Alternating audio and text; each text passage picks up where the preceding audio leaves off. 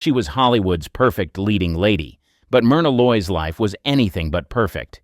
From being typecast in exotic roles to enduring personal tragedies and failed marriages, Myrna's journey is a poignant tale of resilience and heartbreak. Discover the real Myrna Loy, the woman who faced personal loss, turbulent relationships, and the harsh realities of Hollywood with unyielding strength and courage. Humble start and rise to fame. Born on August 2, 1905 in Radersburg, Montana, her real name is Myrna Adele Williams. Her father, David Franklin Williams, was a cattle rancher and the youngest man ever elected to the Montana State Legislature. Her mother, Della Mae, was a talented musician. The family moved to Helena, Montana, when David was elected to the state legislature. Following his death in 1918 during the Spanish flu pandemic, Della moved the family to Culver City, California. In Culver City, Myrna attended Venice High School. She developed an interest in acting and joined the school's drama program. Her striking looks and talent caught the attention of Rudolph Valentino, who suggested she try acting. In 1925, Myrna Williams was discovered by photographer Henry Waxman, who introduced her to Rudolph Valentino and his wife, Natasha Rambova. She made her screen debut as a dancer in the film Pretty Ladies, 1925, and adopted the stage name Myrna Loy. Her early career consisted of minor roles in silent films, often cast as a vamp or exotic beauty. One notable role was in What Price Beauty, 1925, where she portrayed a femme fatale. This film showcased her beauty and talent, helping to secure more roles. Loy's breakout role came in 1934 with the film The Thin Man.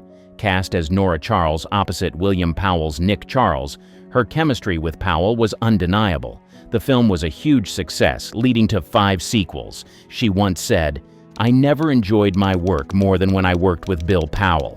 He was a delightful, wonderful man and a great actor." By the mid-1930s, Myrna Loy was a top box office draw.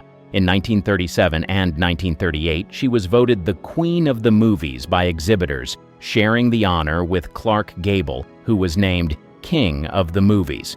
Her popularity continued to soar with films like Libeled Lady, 1936, and Double Wedding, 1937. Despite her success, she needed help with being typecast. She often played the sophisticated, witty wife or the perfect housewife, which limited her range. In a 1974 interview, she reflected, "I was getting awfully tired of playing the same part over and over again. I knew I could do more." Typecasting as the exotic woman. In the late 1920s and early 1930s, Hollywood's fascination with exoticism heavily influenced Myrna Loy's career. Her striking features led to her being frequently cast in roles that perpetuated ethnic stereotypes. Early on, she appeared in a series of silent films that exploited her exotic look, a term often used to describe her almond-shaped eyes and high cheekbones. One of her earliest roles was in Across the Pacific, 1926, where she played an island girl. Loy reflected on this period in a 1981 interview, saying, "I was cast as an exotic and always felt that was ridiculous. I was just a nice, homely girl from Montana."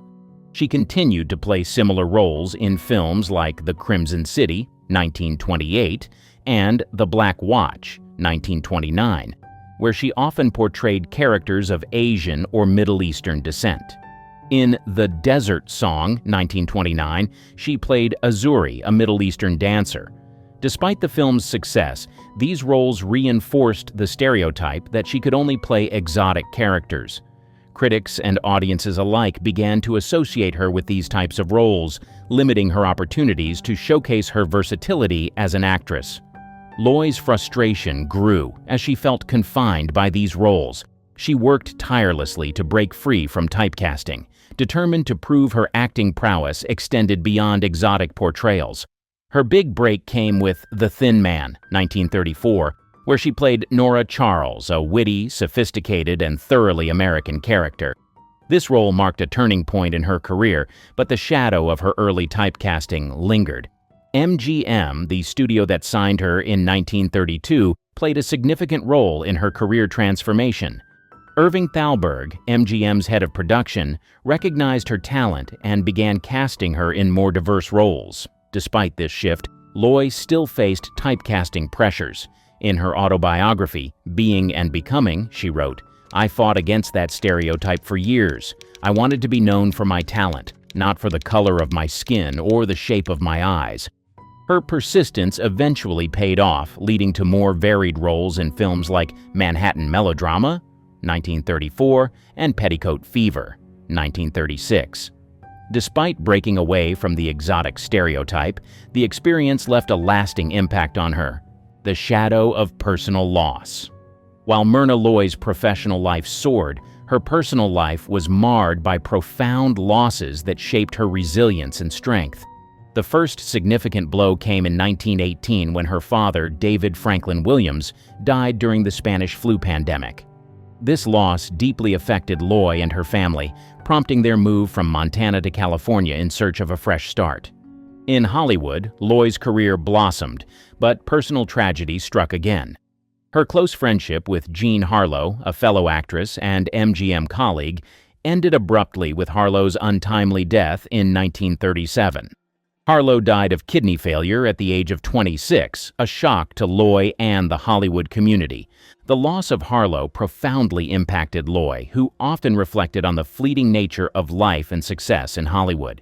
This awareness of mortality was a recurring theme in her personal and professional decisions. Her ability to channel her grief into her work demonstrated her strength and dedication to her craft.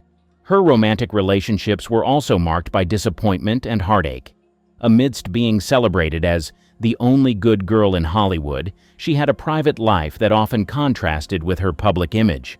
Despite her professional demeanor, Loy's personal relationships were complex and filled with scandal.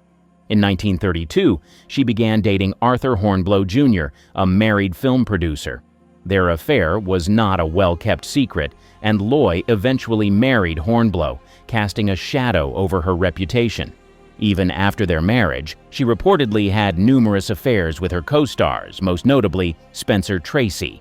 Her first marriage to Arthur Hornblow Jr., a producer, ended in divorce in 1942 after 7 years. The couple had no children, and the divorce left her feeling a deep sense of loss. Reflecting on her marriage, she admitted, "We were both too involved in our careers to make it work." In 1946, Loy married John Hertz Jr., the heir to the Hertz car rental company. However, this marriage also ended in divorce after 4 years, leaving her once again grappling with personal failure. She later described her second marriage as a mistake from the beginning. Her third marriage to screenwriter Gene Markey in 1946 was equally tumultuous. The couple divorced in 1950, with Loy citing Markey's infidelity as a major reason for the split. Her final marriage to Howland H. Sargent, an international broadcasting executive in 1951, ended in divorce in 1960. Loy's repeated marital failures and inability to have children contributed to her feelings of loneliness and loss. Hollywood's dark side. Her career took place during Hollywood's golden age, a time known for its glamour, but also its darker side. She, like many others, had to deal with an industry full of exploitation, manipulation, and ethical challenges. In the early stages of her career, Loy encountered the harsh realities of Hollywood's studio system. Studios held immense power over actors, often dictating their professional and personal lives. She was signed by MGM in 1932, one of the most powerful studios at the time. Irving Thalberg, MGM's head of production, recognized her potential and began casting her in more diverse roles. However, even under Thalberg's guidance, Loy faced significant challenges. Studio contracts were notoriously restrictive. Actors had little control over the roles they were given and were often loaned out to other studios without their consent. Loy was no exception. She was cast in numerous films each year, leaving little room for negotiation or personal preference. In a 1981 interview, she revealed, "You were told what to do, where to be, and how to look. There was no room for personal input." Sexual harassment was another pervasive issue in Hollywood. Loy, known for her beauty and charm, faced unwanted advances from powerful men in the industry. In her autobiography, Being and Becoming, She recounted several incidents where she had to fend off inappropriate behavior. She described Hollywood as a place where young women were often preyed upon by those in power. Loy's struggle extended to fighting for equal pay. Despite her status as a top box office draw, she often earned less than her male co-stars. She was vocal about this disparity, challenging the studio executives to pay her what she deserved. Her advocacy for fair compensation was part of a broader struggle for gender equality in Hollywood. The pressures of maintaining a public image added another layer of difficulty. Studios controlled every aspect of an actor's persona, from their appearance to their personal life. Loy's marriages and personal relationships were scrutinized and manipulated to fit the studio's narrative. She once remarked, "You weren't just an actor, you were a product." At the height of her fame, Loy's insecurities about her appearance led her to consider plastic surgery. A producer suggested she get her ears fixed, prompting her to arrange a consultation under a false name. However, when she arrived, the surgeon recognized her immediately and took extensive photographs of her, focusing on her nose, a feature highly desired in plastic surgery at the time. The experience left her feeling exposed and uncomfortable, and she ultimately decided against the surgery. Loy's activism also put her at odds with Hollywood's power brokers. During World War II, she was an outspoken advocate for the war effort, which was well received. However, her civil rights involvement and criticism of the House Un-American Activities Committee, HUAC, in the 1940s and 1950s garnered negative attention. She was a staunch opponent of the blacklist and spoke out against the witch hunts that targeted Hollywood professionals accused of communist sympathies. Despite these challenges, Loy remained resilient. She continued to deliver stellar performances and maintain her integrity. Her ability to navigate Hollywood's dark side while advocating for change set her apart. Activism and courage. Her courage extended beyond her roles on screen. She was also a passionate activist who used her platform to advocate for various causes. Her dedication to social issues often put her at odds with the Hollywood establishment, yet she remained unwavering in her commitment to justice and equality. During World War II, Loy was deeply involved in the war effort. She joined the American Red Cross and the United Service Organizations, USO, tirelessly working to support American troops. She traveled extensively, performing for soldiers and helping to raise funds for the war effort. She once said, "I felt it was my duty to do whatever I could to help our boys overseas." Loy's activism continued after the war, particularly in civil rights. She was an early and vocal supporter of the civil rights movement, advocating for racial equality long before it became a mainstream issue in Hollywood. Her stance was bold at a time when the industry was predominantly silent or indifferent about such matters. She was a member of the National Committee Against Discrimination in Housing and worked alongside prominent figures such as Eleanor Roosevelt. In addition to her civil rights work, Loy was an outspoken critic of the House Un-American Activities Committee, HUAC, and the Hollywood blacklist.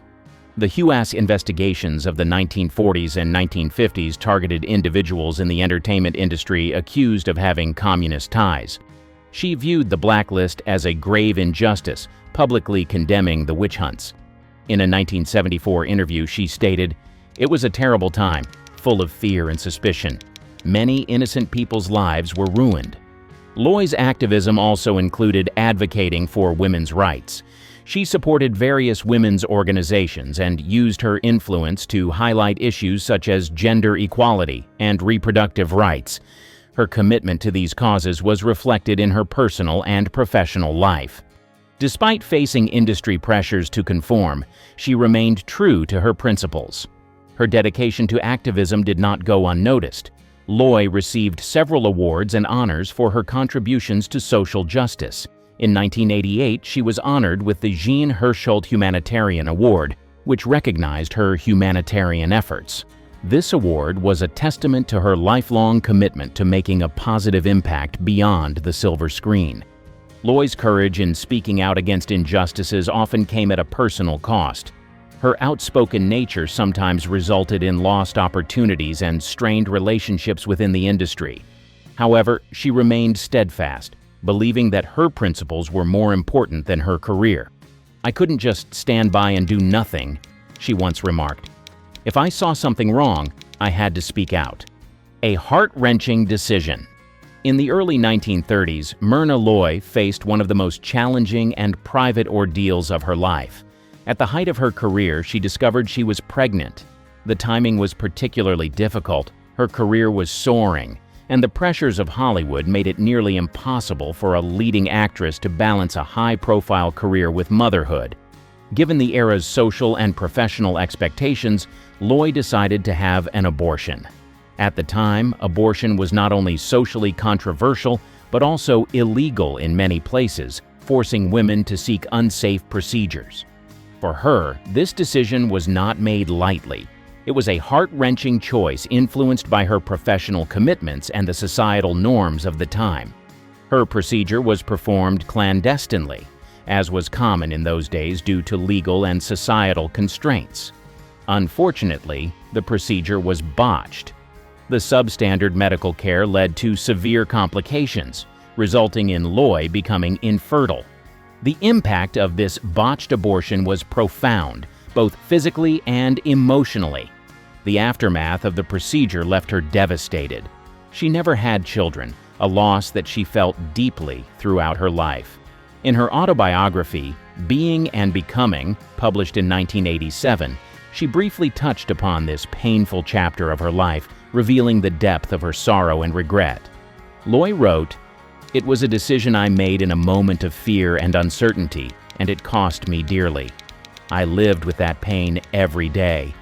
The emotional toll of the botched abortion was significant. Loy carried the private burden of her infertility silently, seldom discussing it publicly. This experience shaped her relationships and influenced her personal life profoundly. Her marriages were affected by her inability to have children, adding strain and sorrow to her romantic relationships. In a 1974 interview, Loy hinted at the personal struggles she faced, saying, "I've had my share of regrets and heartaches, just like anyone else." While she did not explicitly mention the abortion, her words reflected the ongoing pain and regret she carried. The societal stigma and personal grief combined to make this one of the most challenging aspects of her life. Loy's choice and its tragic outcome underscore the harsh realities many women faced during that time. The lack of safe and legal options for abortion often led to dangerous procedures with life-altering consequences. Aging in Hollywood. As Myrna Loy grew older, she faced the harsh reality of aging in an industry that prized youth and beauty. Hollywood's obsession with youthful looks made it challenging for aging actresses to find substantial roles, and Loy was no exception. In the 1940s and 1950s, as new stars emerged and audience preferences shifted, Loy found it increasingly difficult to secure leading roles. She transitioned to supporting roles where her talent could still shine. One notable performance during this period was in The Best Years of Our Lives, 1946, where she played the supportive wife of a returning war veteran. The film was a critical and commercial success, earning 7 Academy Awards, including Best Picture. Her performance was praised, but it was clear that her days as a leading lady were dwindling. The rise of television in the 1950s offered new opportunities for Loy.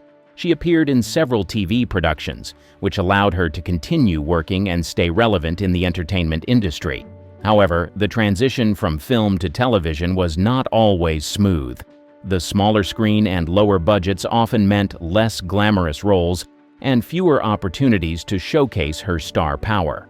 Loy's experience reflected a broader trend in Hollywood, where many actresses struggled with the industry's ageism. Despite her talent and experience, she faced the same biases that many of her peers did. In a 1981 interview, she candidly spoke about the industry's attitude towards aging actresses. "They put you on a shelf once you reach a certain age. It's like they forget everything you've done before."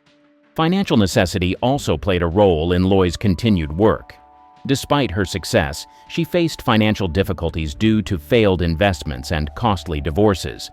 These challenges forced her to keep working into her later years, sometimes accepting roles that did not do justice to her talent. Despite these obstacles, she remained active and committed to her craft. She appeared in several stage productions, including a Broadway revival of Barefoot in the Park in 1963. Her performance was well received, proving that her talent and charisma had not diminished with age. In her later years, Loy also became an author, publishing her autobiography, Being and Becoming, in 1987. The book provided a candid look at her life and career, offering insights into the challenges she faced as an aging actress in Hollywood. It was well received by both critics and fans, further cementing her legacy as a Hollywood icon. Her perseverance and adaptability were key to her longevity in the entertainment industry. She continued to work well into her 70s, with her final film role in Just Tell Me What You Want, 1980. Her ability to navigate the industry's changing landscape while maintaining her dignity and professionalism was a testament to her resilience.